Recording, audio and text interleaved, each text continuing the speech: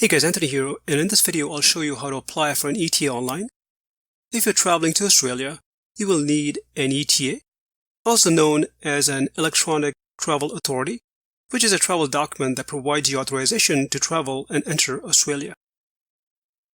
You can check this video to learn more about the Australian ETA, but in this video I'll show you how to apply for an Electronic Travel Authority online. Go to the official website. You'll find the link in the description section. Click the Apply for an ETA button. In step 1, you need to select an ETA type. I'm going to choose Tourist. Next, you need to select your location. I'm in Canada. Make sure to read the terms and conditions. Check this box, and then click Next.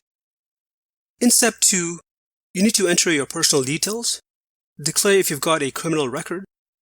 Down below, enter your passport details, and then click Next. In step 3, enter your home address and contact details, as well as your email address.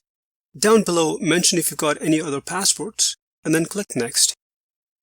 In step 4, review the information you entered. Make sure to check this box and click Next. In step 5, enter your credit card details and click Next. In step 6, you will get a reference number.